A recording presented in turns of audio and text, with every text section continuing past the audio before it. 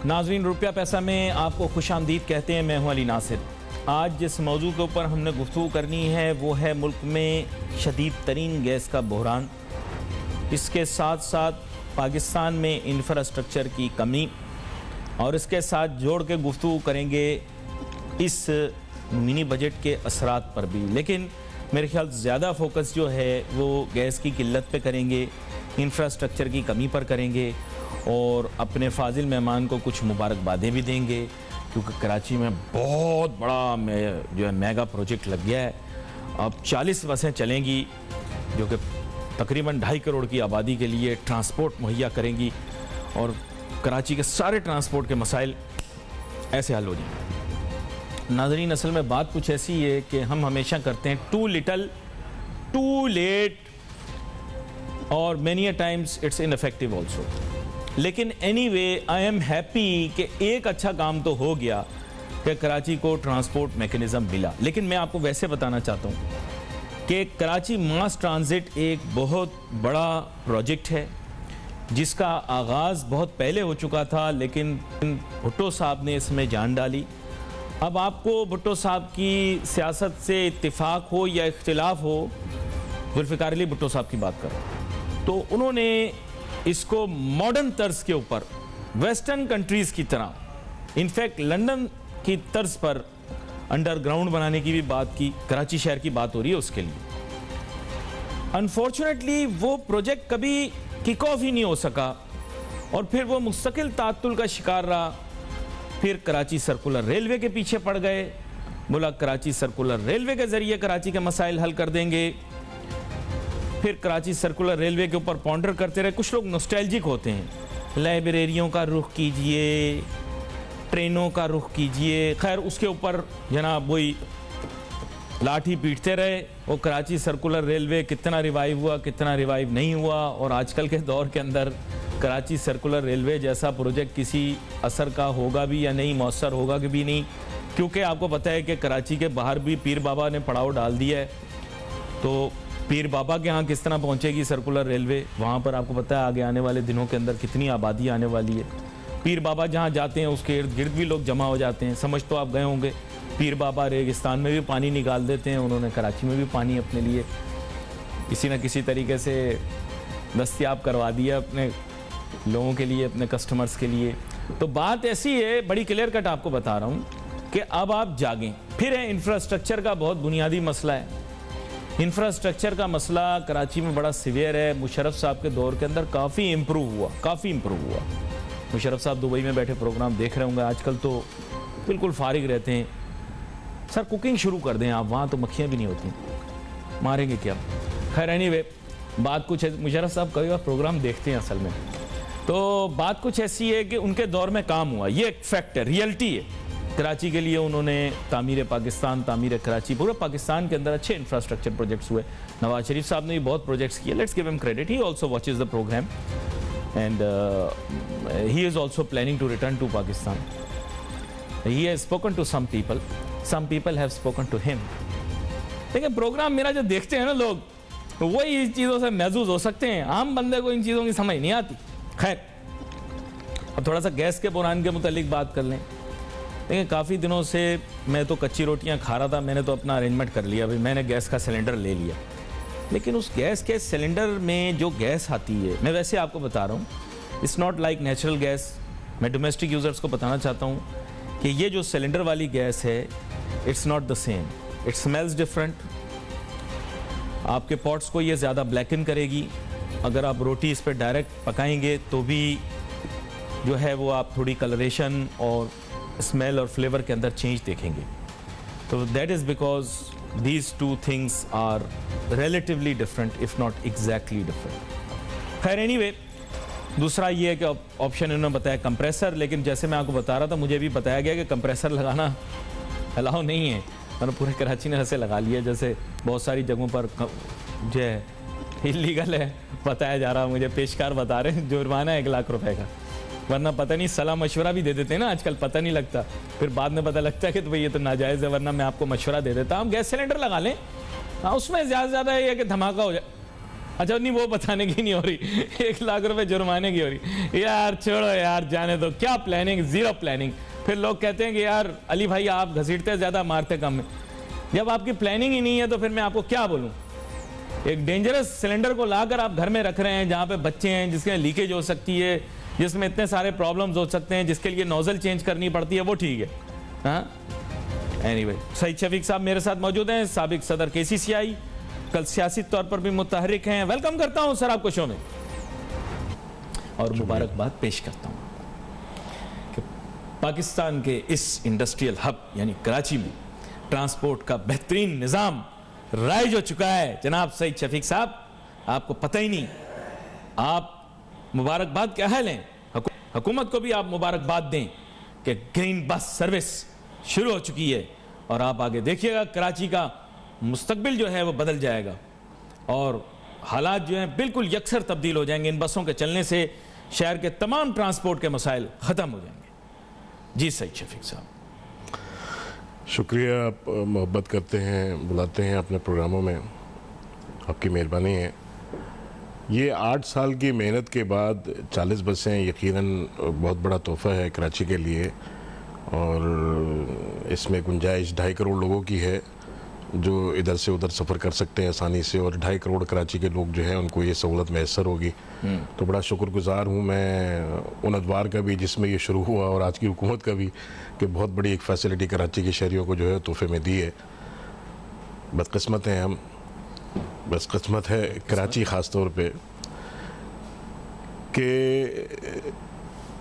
मेरी समझ में नहीं आता, शायद हम दुनिया का वो वाहिद मुल्क हैं जो अपनी कौम के, अपने मुल्क के लिहाज से उसकी रीढ़ की हड्डी है, उसकी शहरग है, और पूरे मुल्क का बोझ अपने कंधे पर उठाया हुआ ये शहर, इसको हर दौर में पता नहीं क्यों नज़रअंदाज किया जाता है।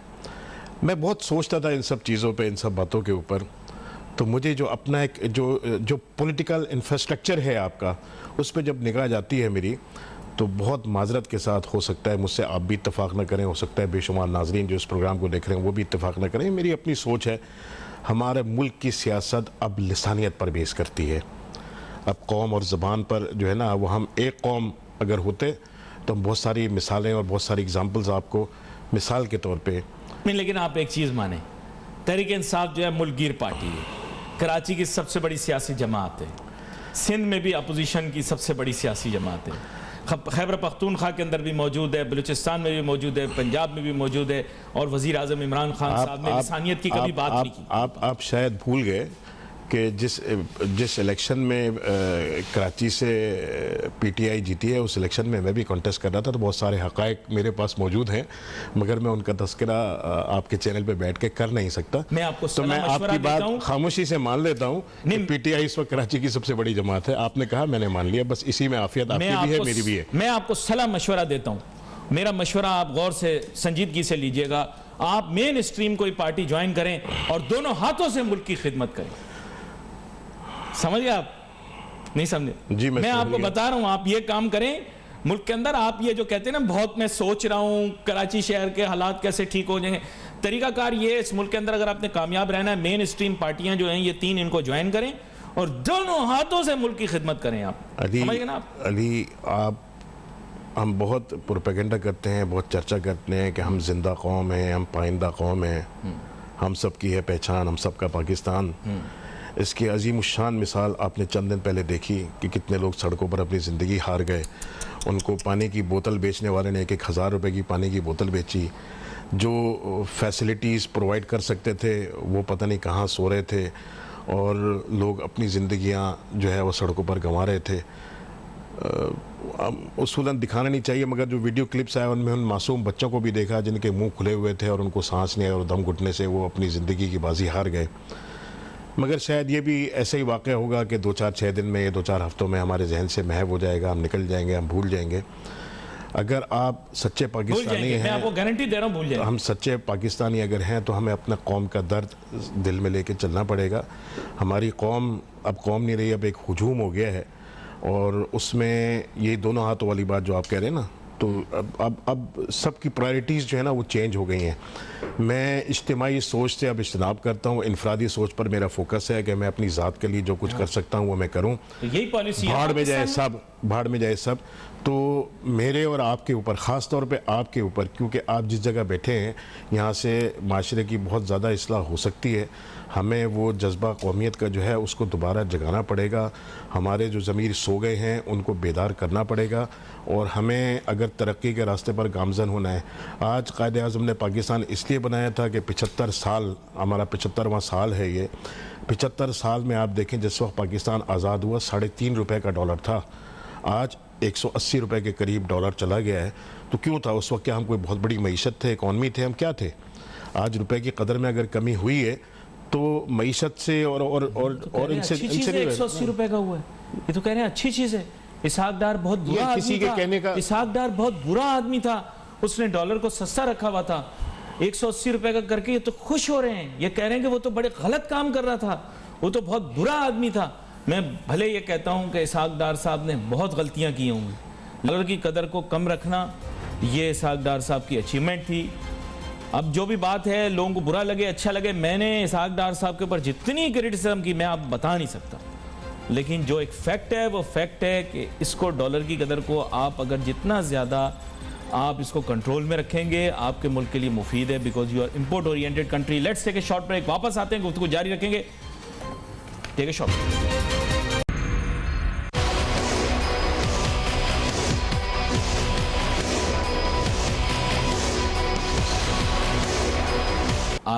आप भी कम उम्र ही है आपकी, इस वजह से मैं आपसे कह नहीं सकता, कम उम्र नहीं हूं मैं। हाँ, लेकिन तीसरा मार्शल्लाह तो आपने नहीं देखा ना, 2 मार्शल्लाह ही देखे हैं आपने। तो 2 मार्शल्लाह हमने भी देखे हैं, आपने जवानी में देखे होंगे, हमने बचपन में देखे। तो बेसिकली जो मार्शल्लाह थे, नहीं मैं कुछ कह नहीं रहा, मैं बात को थोड़ा समझिएगा, नाजरीन नाराज ना हो जाए कहीं। मुशर्रफ के भी मार्शल्लाह ही कहूँगा मैं। तो ज़ियाउल हक साहब के मार्शल्लाह के दौरान जीडीपी ग्रोथ रेट इतनी हाई क्यों थी और इतनी ज़्यादा इंडस्ट्रियलाइजेशन कैसी हुई? फिर मुशर्रफ साहब आए, इंडस्ट्रियलाइजेशन का पेस उतना नहीं था, लेकिन जीडीपी ग्रोथ बहुत ज़्यादा तेज़ रही। और आप इन 3-4 साल में आपने हर किस्म की मराद कंस्ट्रक्शन इंडस्ट्री को दे दी, लेकिन उसके बावजूद आप वो अचीव नहीं कर सके जो मुशर्रफ ने अपने टाइम में अचीव कर लिया। ठीक है, मल्टीपल रीजंस थे, लेकिन इस सवाल का जवाब तो सॉरी आप लोगों को देना पड़ेगा ना। आप लोग इस चीज़ के वो हैं कि पावर अब आपके पास आ गई है, वोट को इज्जत मिली है, तो वाई आपका जीडीपी रेट क्यों स्लो है? सवाल है मेरा, सॉरी मासूम सा बच्चा हूँ मैं, सॉरी मासूमाना सा सवाल पूछता हूँ। अभी देखें, हर कौम का अपना एक मिजाज है, उसमें उस मिजाज को बनने में बहुत सारे फैक्टर्स और एलिमेंट्स होते हैं। मिसाल के तौर पे मैं इनकम टैक्स के हवाले से एक बात ही कहता हूँ कि आज तक आप 75 साल में आप 20 लाख से ज़्यादा टैक्स पेयर नहीं पैदा कर सके, नहीं बना सके जी, ठीक है ना। तो आपने ये कभी नहीं सोचा कि यार ये कौम का मिजाज नहीं है, कौम को टैक्स पर किस तरफ माइल करना है। आपने सजाएं दी, आपने ट्रिब्यूनल्स बना दिए, आपने पनिश किया, जुर्माने किए, सारा कुछ किया। 5-7 लाख से लेके आप 20 लाख तक आ गया। 75 साल में आपने 20 लाख टैक्स पे किए, बाकी सारे जो इंसेंटिव्स लेते हैं, बेनिफिट्स लेते हैं, वो टैक्स पे नहीं करते। तो आप ये क्यों, इसको इस अंदाज में क्यों नहीं सोचते कि ये आपकी कौम का मिजाज नहीं है कि जिस अंदाज में आप टैक्स कलेक्ट करना चाहते हैं उस अंदाज में आपको टैक्स देना नहीं चाहती। पाकिस्तानी कौम किसी मुसीबत में जब कोई आ जाए, मुल्क पर कोई आफत आ जाए, तो ये लिसानियत, जिसमें मैंने कहा ना तकसीम हो गई कौम, ये उस वक्त लिसानियत भूल जाती है। ये उस वक्त तन मन धन से जो है वो जलजला ज़दगान हो, सैलाब की मुसीबत, और ख़ास तौर पे ये शहर, ख़ास तौर पे ये शहर कराची। आप लोगों की जनरेशन की प्रॉब्लम है, हमारी जनरेशन की प्रॉब्लम नहीं है। नहीं, हम यूथ की प्रॉब्लम ये नहीं है, सॉरी, ये आपकी जनरेशन ने हमें इंजेक्शन लगाए हैं इसके लिसानियत के। हमारी जनरेशन का ये प्रॉब्लम नहीं है। मैं फाइट कर रहा हूँ ना, इस चीज को बुरा समझ रहा हूँ ना, तो आप मुझे उस जनरेशन में शामिल करके मुझे क्यों बुरा कह रहे हैं? नहीं, मैं उसकी बात कर रहा हूँ, आपकी बात नहीं कर रहा। नहीं, आज मैं आपकी बात नहीं कर रहा। आज भी आप अपने आप को बरी जिम्मा नहीं कर सकते इन सब चीजों से। जब एक लहर चलती है ना, उसमें सारे ही बह रहे होते हैं, आप भी उसी में बह रहे हैं। अगर फिर हम किसी और तरफ निकल गए, तो अब बात हो रही थी मार्शल लॉस की, कि ग्रोथ रेट जो था उस वक्त हाई क्यों था। जमहूरियत के अगर कुछ फ़ायदे हैं, कुछ नुकसान आते हैं। हम चाहते वो हैं, लिटरेसी रेट हमारे यहाँ बहुत कम है, और चाहते वो हैं कि हमारी जो कौम है उसका मिजाज जो है वो यूके में रहने वाले एक आम आदमी जैसा हो। अरे भाई, जब वहाँ कवानीन का निफाज होगा तो उसका एहतराम भी होगा। आप क्या कवानीन है, ना निफाज है उनका, ना उनका एहतराम है। आप क्या सड़कों पे आते हुए यहाँ से वहाँ तक अपने घर तक जाते हुए, घर से यहाँ तक आते हुए आप हजारों वायलेशंस ट्रैफिक की नहीं देखते? देखता हूँ, करता भी हूँ कभी-कभी। ये कहना नहीं चाहिए, अल्लाह माफ करे। ये मिजाज हो गया ना हमारा, कभी-कभी कर देता हूँ। मिजाज हो गया ना हमारा। अब मैंने गाड़ी एक चलाना चीज छोड़ दी कि जो जुर्म है, अगर आप सिग्नल ब्रेक करते हैं, जुर्म है ना, जुर्म है ना, मगर आप आज, हमारा मिजाज ये है कि उस जुर्म को हम आज जुर्म नहीं समझते। वो हम सब कर रहे हैं ना, मैं भी कर रहा हूँ, ठीक है। तो आप सबसे पहले अपने टैक्स कल्चर को, टैक्स के सिस्टम को आप मिजाज के साथ हम करके आप देखें, और दूसरी जो एक सबसे बड़ी रुकावट है, जो सबसे बड़ी रुकावट है वो ये है कि टैक्स देने वाला को ये महसूस नहीं होता, क्योंकि 70% रेवेन्यू तो कराची से जाता है। कराची वाला तो हमेशा एहसास महरूमी का शिकार रहता है, मेरे बच्चों को रोजगार नहीं मिलता, मेरी सड़कें टूटी हुई है, मेरे पानी नहीं आता। कसूर आप लोगों का है। नहीं, अब यहाँ पे नहीं बरी जमा होना, नहीं, अब यहाँ बरी जमा नहीं हो सकते। अरे भाई मेरी बात तो पूरी होने देना। टैक्स के बदले आप क्या देते हो? नहीं तो आप मांगते क्या बदले हो? अब मांगते क्या हो? आपने पिछली दफा प्रोग्राम के अंदर एक वाकया बताया था, हमें बयान किया था कि जो बादशाह सलामत थे उन्होंने अवाम को जूते मारने पे लगा दिया, और फिर अवाम ने गुजारिश की कि जो है वो कोचवान, वो क्या कहते हैं, अपना जो मुहाफिज हैं उनकी तादाद में इजाफा कर रहे हैं, जूता मारते हैं। ये आप ही ने प्रोग्राम में बयान किया था ना? जी बिल्कुल किया था आपने बयान। यहाँ पर एक छोटा सा ब्रेक लेते हैं, ब्रेक के बाद वापस आते हैं, वो चुटकुला भी नहीं याद कराते हैं, फिर हम बोलते हैं साहब हमारी क़यादत ने भी तो कुछ करना है, पूरे पाकिस्तान की क़यादत ने। उन्होंने सही बात की। Everybody in this country needs to stand up for everyone else, just like we are standing up for the effectees of those who have been affected by the incident that has taken place in Murree. आज आप देखें पूरा मुल्क एक साथ है ना, इन्होंने भी जिक्र किया, हमने भी जिक्र किया, पूरा मुल्क एक साथ है। इसी तरह जब कराची की प्रॉब्लम आती, लाहौर की प्रॉब्लम आती, रावलपिंडी की प्रॉब्लम आती, गुजरांवाला की प्रॉब्लम आती, पिशावर की प्रॉब्लम आती, मर्दान की प्रॉब्लम आती, कोहाट की प्रॉब्लम आती, कोयटा की प्रॉब्लम आती, पिशीन की प्रॉब्लम आती, गवादर की प्रॉब्लम आती, हम सबको एक साथ खड़े होना है। एक छोटा सा ब्रेक लेते हैं, फिर अपनी गुफ्तगू जारी रखें।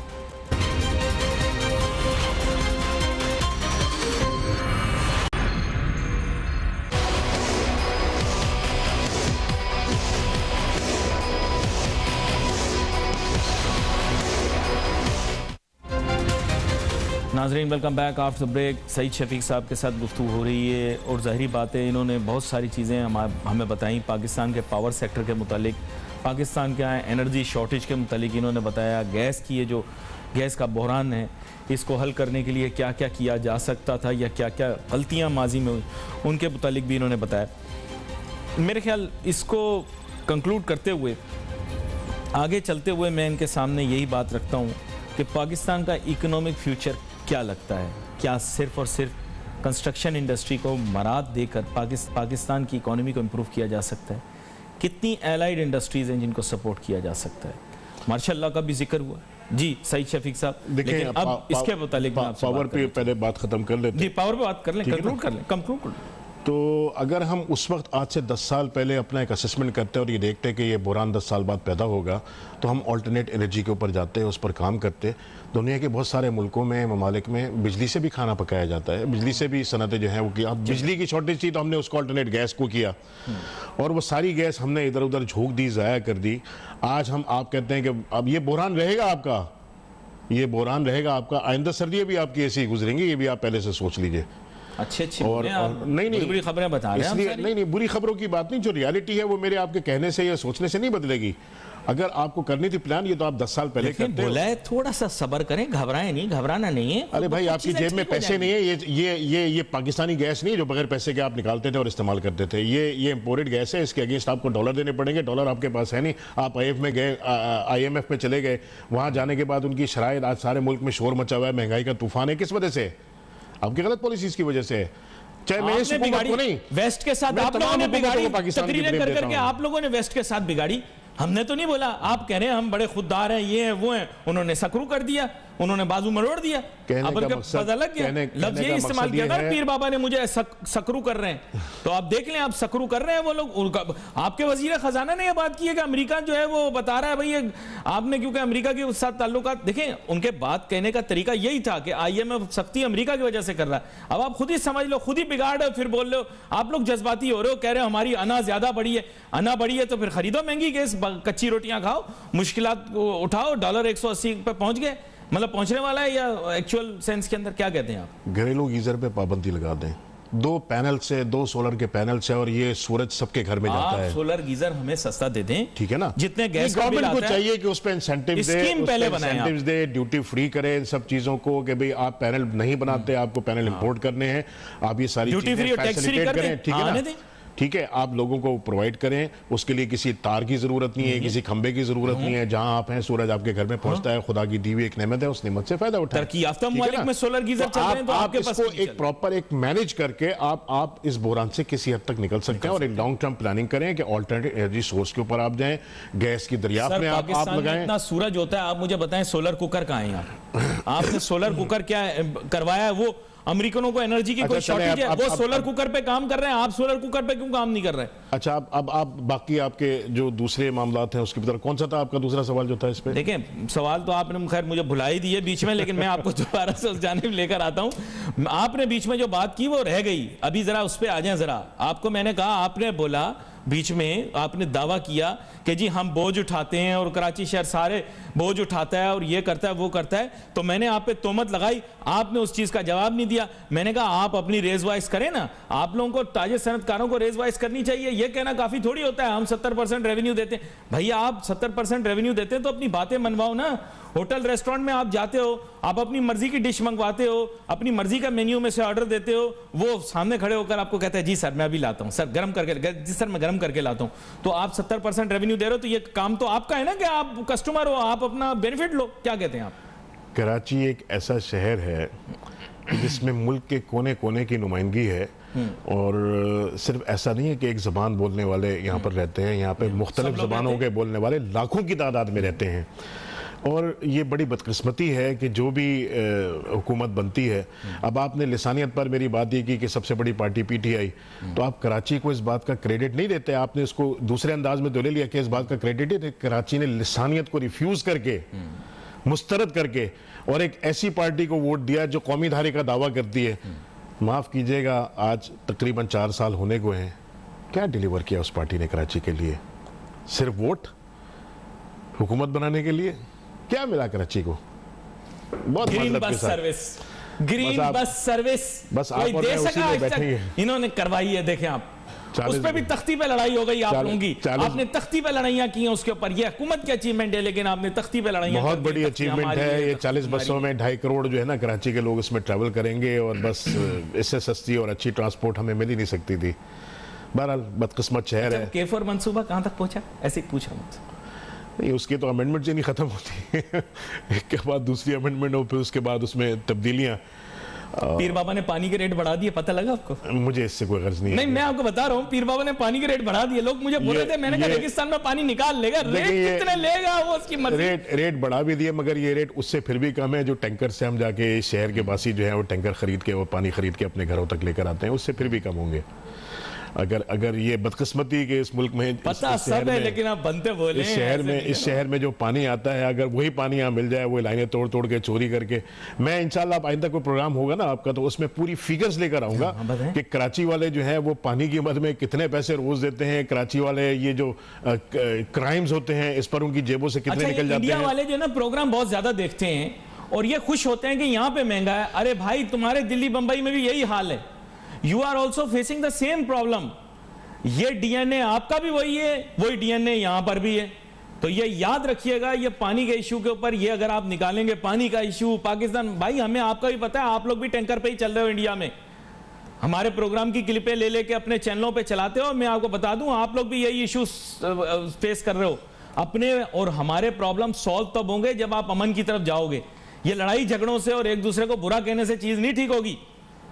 ये बड़े लोग भड़ गए हैं भाई वहां देखने वाले। मैं केटर नहीं करूंगा, मैं सिंगर विंगर नहीं हूं, कोई कॉमेडियन नहीं हूं जो तुम्हारे शोज पे आके या वहां आके गाने गा के जो है वो आपके यहाँ आपके मनोरंजन करूंगा। I am Pakistani anchor. मैं अपने मुल्क के मसाइल को हल करने के लिए यहाँ पे बैठा हुआ हूं। समझ में आई ना? यहाँ मसाइल हल कर लिया आपने? नहीं, मसाइल हल तो नहीं किए, शोर तो मचा। जुबान से तो कह सकते हैं ना। सईद शफीक साहब आपका बहुत शुक्रिया। जुबान ही चला रहे हैं ना, सियासतदान भी जुबान ही चला रहे हैं, हम भी जुबान ही चला रहे हैं, कोशिश तो कर रहे हैं। बुरा नहीं मानिएगा, नकार खाने में तूती के पास कौन चलो अपनी तरफ से शोर वोर तो मचा लेते हैं, कोशिश खैर, तो अपनी भरपूर करते हैं ना, अपना आप भी फर्ज वही पूरा कर रहे हैं, करते मैं भी वही करता हूँ, अपना खुदा फर्ज करे। पूरा करते नहीं, हैं। We wait for your message on Facebook. Ali Nasir हमारी टीम को इजाज़त दीजिए, अल्लाह हाफिज़।